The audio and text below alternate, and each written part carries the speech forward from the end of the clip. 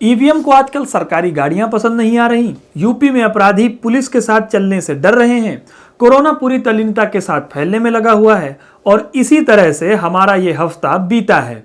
नमस्कार, मैं सिद्धार्थ सिंह और आप देख रहे हैं द भारत प्रेस और यह है हमारा शो देश वीकली। इस हफ्ते बताने के लिए कई मजेदार बातें हैं जिसके लिए आपको अंत तक ये वीडियो देखना पड़ेगा। लेकिन उससे पहले हफ्ते की बवाल सुर्खियां।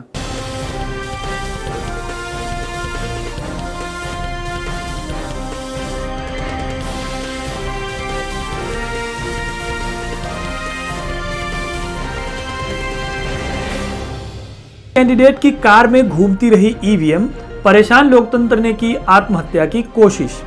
चुनावी राज्यों से दूर है कोरोना की लहर। रैलियों के सैलाब से मुंबई और दिल्ली में दुबक कर बैठा है जानलेवा वायरस। मध्य प्रदेश में जुआरियों ने किया पुलिस पर हमला। पुलिस ने कहा गजब बेइज्जती है। लोग बोले क्या सिर्फ बंगाल में ही है जंगल राज। बचत पर मिलने वाले ब्याज पर कटौती का फैसला लिया गया वापस। लोगों ने कहा शायद चुनावी माहौल आ गया याद। फिर हुई अंतर्राष्ट्रीय साजिश। जेंडर गैप इंडेक्स में भारत 28 स्थान नीचे फिसला। कई छोटी बड़ी खबरों से इस हफ्ते खूब कंटेंट मिला, लेकिन कुछ खबरों के आगे ये सब ढेर हो गए। तो पहली खबर की तरफ बढ़ते हैं। इस हफ्ते सरकार की तब बहुत ज्यादा किरकिरी हो गई जब सरकार ने ऐलान किया कि अगली तिमाही से बचत पर मिलने वाले ब्याज की दर को आधा% कम कर दिया जाएगा। इसके अलावा कई छोटी बचत योजनाओं जैसे पीपीएफ, एनएससी, राष्ट्रीय बचत प्रमाण पत्र पर कटौती आदि की बात सरकार ने कही थी। अब सरकार ने यह फैसला वापस ले लिया है। वित्त मंत्री ने कहा है कि यह आदेश गलती से निकल गया था। गलती? देश के सबसे महत्वपूर्ण मंत्रालय से आखिर इतनी बड़ी गलती कैसे हो जाती है, यह बात समझ में नहीं आती। आप इस गलती पर क्या सोचते हैं, कमेंट सेक्शन में बताइएगा। गलतियों से आगे बढ़कर एक और घटना बताते हैं। एक गाड़ी पलटने की घटना के बाद से उत्तर प्रदेश में अपराधियों को पुलिस के साथ चलने में अब डर लगने लगा है। बात यह है कि उत्तर प्रदेश के माफिया नेता और मऊ से बीएसपी विधायक मुख्तार अंसारी की पत्नी ने अंसारी की हिफाजत के लिए प्रेसिडेंट को लेटर लिखा। उन्होंने कहा कि अंसारी एक ऐसे मुकदमे में चश्मदीद गवाह हैं जिसमें भाजपा के विधान परिषद सदस्य और माफिया ब्रजेश सिंह और उनके साथी त्रिभुवन सिंह आरोपी हैं। दोनों नेताओं की सत्ता से नजदीकी को देखते हुए उन्हें इस बात का खतरा महसूस हो रहा है कि पंजाब से बांदा जाते वक्त रास्ते में फर्जी मुठभेड़ की आड़ में उनके पति की हत्या की जा सकती है।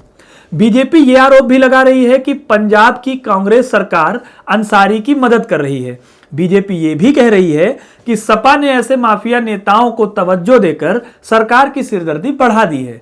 बीजेपी यहां बिल्कुल सही बात भी कह रही है, लेकिन इसी जगह एक आंकड़ा यह भी है कि उत्तर प्रदेश की विधानसभा में 37% बीजेपी विधायकों का क्रिमिनल रिकॉर्ड रहा है। जिस राम राज्य के दावे अभी उत्तर प्रदेश में किए जा रहे हैं उसका बीड़ा इन 37% लोगों के पास भी है। बाकी तो राम मालिक हैं। उत्तर प्रदेश से निकलकर आपको ले चलते हैं राजस्थान की तरफ, जहां किसान नेता राकेश टिकैत पर हमला हो गया। उनका काफिला राजस्थान के अलवर में एक सभा को संबोधित करने जा रहा था।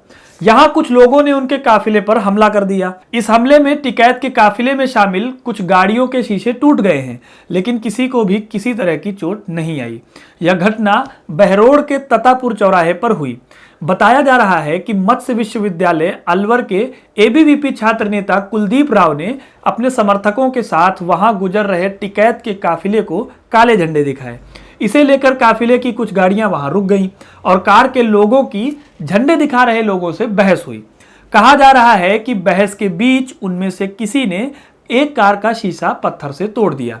अभी तक घटना के मुख्य आरोपी कुलदीप राव सहित 12 लोगों को हिरासत में लिया गया है।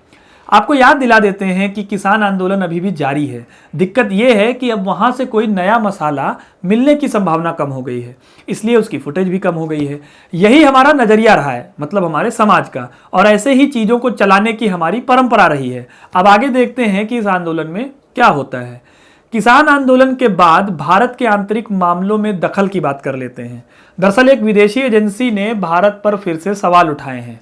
अमेरिका की 2020 country reports on human rights practices report में भारत में मानवाधिकारों को लेकर कई मुद्दों पर चिंता जताई है। रिपोर्ट में गैर कानूनी हत्याओं, अभिव्यक्ति और प्रेस की स्वतंत्रता पर पाबंदी, भ्रष्टाचार और धार्मिक स्वतंत्रता के उल्लंघन की सहनशीलता जैसे मामलों पर सवाल उठाए हैं। रिपोर्ट में यह भी कहा गया है कि सरकार गैर कानूनी गतिविधियों को रोकने की कोशिश कर रही है, लेकिन इसके बावजूद सत्ता के सभी स्तरों पर आधिकारिक दुराचार को लेकर गैर जवाबदेही है। रिपोर्ट कितनी सही है और कितनी गलत, इसे आप अखबारों में आने वाली खबरों से जांच सकते हैं और हमें भी इस बारे में बताइएगा। अब बात उसकी जिसने दुनिया भर से एक तरफा इश्क कर रखा है, यानी कोरोना वायरस की। देश के 5 राज्यों को छोड़कर हर जगह कोरोना ने वापसी कर ली है। जिन 5 राज्यों में यह वापसी नहीं हुई है उनमें अभी चुनाव चल रहे हैं। चुनाव पर आगे बात करेंगे, लेकिन उससे पहले कुछ आंकड़े बता देते हैं जिससे शायद आपकी नाक से नीचे सरकता मास्क अपनी सही जगह पर आ जाए।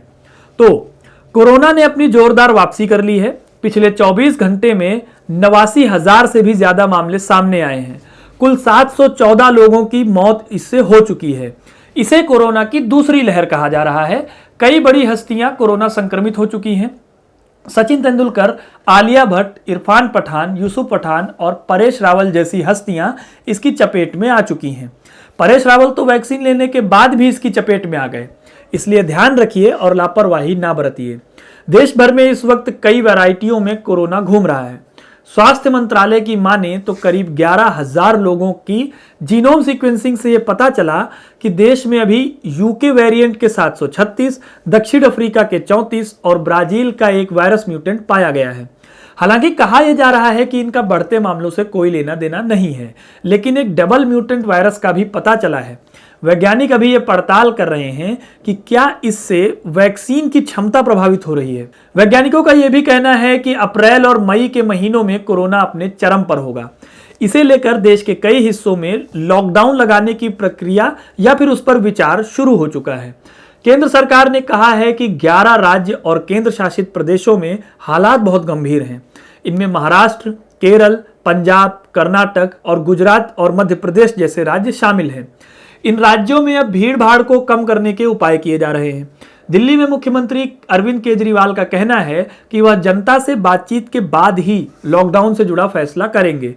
इसके अलावा महाराष्ट्र और मध्य प्रदेश के कई हिस्सों में अब नाइट कर्फ्यू जैसे उपाय किए जाने लगे हैं। अच्छा, जब लॉकडाउन की इतनी बात कर रहे हैं तो पिछले साल के ऐतिहासिक और दुनिया के सबसे बड़े लॉकडाउन पर सामने आई नई रिपोर्ट की बात कर लेते हैं। पिछले हफ्ते बीबीसी ने एक रिपोर्ट दी। इस रिपोर्ट में बीबीसी ने यह दिखाने की कोशिश की कि देश में जो लॉकडाउन लगाया गया उसे कितने स्तर के सलाह मशविरों के बाद लागू किया गया। इस रिपोर्ट में बीबीसी ने बताया है कि कई राज्यों से लॉकडाउन लगाने की सलाह नहीं ली गई। इनमें उत्तर प्रदेश, गुजरात, पंजाब, तेलंगाना और असम जैसे राज्य शामिल हैं। बीबीसी ने यह भी बताया कि कई मंत्रालयों ने आरटीआई को गृह मंत्रालय में भेज दिया और गृह मंत्रालय ने जवाब देने से इनकार कर दिया। जाहिर सी बात है, कानूनी बाध्यता का हवाला देकर। नीति आयोग के चेयरमैन ने इस पर कहा कि प्रधानमंत्री ने सबसे सलाह लेकर ही इसकी घोषणा की थी, लेकिन नीति आयोग के ही आरटीआई के जवाब में इससे इनकार किया गया है। सबसे बड़ी बात जो निकलकर सामने आई वो ये कि लॉकडाउन की योजना बनाने वाली संस्था यानी नेशनल डिजास्टर मैनेजमेंट अथॉरिटी, जिसके चेयरपर्सन खुद प्रधानमंत्री हैं, जब पूछा गया कि उन्होंने कितनी मीटिंग में हिस्सा लिया तो जवाब था नील, यानी शून्य, यानी कि कुछ नहीं। यह बीबीसी की रिपोर्ट है जिसे कुछ लोगों ने यानी सरकारी लोगों ने खारिज भी किया है। पुरानी बातों को अगर थोड़ा सा और याद दिलाएं तो बताएं कि इस लॉकडाउन को ऑक्सफोर्ड यूनिवर्सिटी ने दुनिया का सबसे कठोर लॉकडाउन बताया था। यह लॉकडाउन तब लगाया गया जब देश में कुल मामले 579 पहुंचे थे। 62 दिनों के इस लॉकडाउन ने भारत को काफी नुकसान पहुंचाया। अर्थव्यवस्था, मजदूर, बच्चे, गर्भवती महिलाएं और लगभग हर तबके को कई तरह की दिक्कतें यहां पर झेलनी पड़ी। आज फिर कोरोना नई चुनौतियों के साथ खड़ा है, इसलिए सावधान रहें, सतर्क रहें और सुरक्षित रहें। कोरोना के खतरे से बाहर निकालकर हम आपको ले चलते हैं वहां जहां कोरोना का कोई खतरा नहीं है। कोरोना की वैक्सीन से ज्यादा कारगर है चुनाव।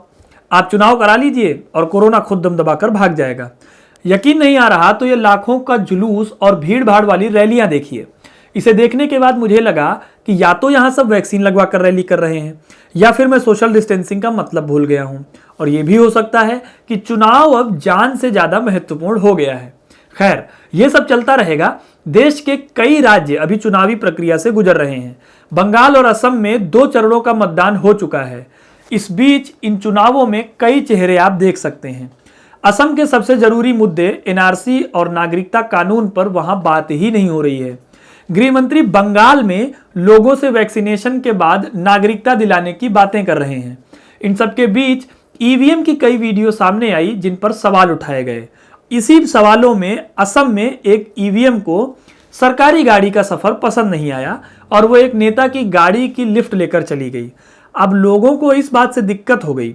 दिक्कत ये हो गई कि उस ईवीएम ने बीजेपी नेता की गाड़ी से मदद मांगी। पूरा मामला यह है कि असम के राताबारी इलाके में पोस्टेड चुनाव आयोग की पोलिंग टीम की कार रास्ते में खराब हो गई। बताया जा रहा है कि वोटिंग होने के बाद टीम पोलिंग स्टेशन से ईवीएम लेकर स्ट्रांग रूम जा रही थी। अब बीच रास्ते में कार खराब हो गई। कार खराब होने के बाद वहां पीठासीन अधिकारी ने कार बदलने के लिए सेक्टर ऑफिसर को फोन किया, जहां उन्हें एक दूसरी कार भेजने का आश्वासन दिया गया। लेकिन कार का इंतजार करने की बजाय पोलिंग स्टाफ ने एक प्राइवेट कार में लिफ्ट ले ली। यह कार कृष्णेंदु पॉल के चुनावी हलफनामे में उनकी पत्नी के नाम से रजिस्टर्ड है। जब कार पोलिंग स्टेशन के लिए निकली तो रास्ते में लोगों ने उसे पहचान लिया और उस पर हमला बोल दिया। काफी आलोचना के बाद चुनाव आयोग ने फिलहाल दोबारा वोटिंग कराने का फैसला किया है। इसके अलावा पिछले कई चुनावों की तरह इन चुनावों में भी जमीनी मुद्दे गायब हैं। राष्ट्र और राष्ट्रभक्ति के मुद्दों से पूरा चुनाव भरा पड़ा है। बड़े बड़े वादों से लोग अपनी जमीनें देख रहे हैं। इसका एक मतलब यह भी है कि लोग और उनकी दिक्कतें नेताओं के भाषणों में कम हैं। हिंदुत्व का प्रभाव इस चुनाव में बहुत है। शुभेंदु अधिकारी को ममता बनर्जी में बेगम नजर आ रही है। ममता बनर्जी अपना गोत्र बता रही हैं। तमिलनाडु में बीजेपी उस पार्टी को अपना समर्थन दे रही है जो नागरिकता कानून को खत्म करने के दावे कर रही है। बंगाल के चुनावों में हिंसा का जो रिकॉर्ड रहा है उस परंपरा को भी पूरी तरह से बनाए रखा गया है। बीजेपी के काफिले पर टीएमसी का हमला, नंदीग्राम में टीएमसी बीजेपी के बीच भिड़ंत, टीएमसी का बीजेपी द्वारा हमला बताने के बीच चुनाव चल रहे हैं। ध्रुवीकरण इतना ज्यादा है कि सही सूचना क्या है इस तक पहुंचना बहुत ही मुश्किल है। इन सबके बीच उम्मीद ही जताई जा सकती है कि पूरी समझबूझ के साथ सही उम्मीदवार को चुना जाएगा। लेकिन यहां हम छोड़कर जा रहे हैं आपके लिए कुछ सवाल। पहला ये कि चुनावों में रटे रटाए और घिसे पिटे मुद्दों से क्या जनता का भला हो सकता है? ये सवाल इसलिए भी जरूरी है क्योंकि तमाम कोरोना गाइडलाइंस को ताक पर रखकर ये चुनाव हो रहे हैं। अगला सवाल ये भी है कि ईवीएम से जुड़े जो सवाल हैं वो आखिर खड़े क्यों हो रहे हैं और इन सवालों का समाधान आखिर कब होगा? क्योंकि चुनाव दर चुनाव ये चीजें जो चल रही हैं उनसे ईवीएम और हमारे लोकतांत्रिक मूल्यों का मजाक बनकर रह गया है। आपको इन मुद्दों पर क्या लगता है हमें कमेंट करके जरूर बताएं। वीडियो को लाइक शेयर करना ना भूलें। ऐसी ही तमाम जानकारियों से जुड़े रहने के लिए द भारत प्रेस को सब्सक्राइब करना ना भूलें। धन्यवाद।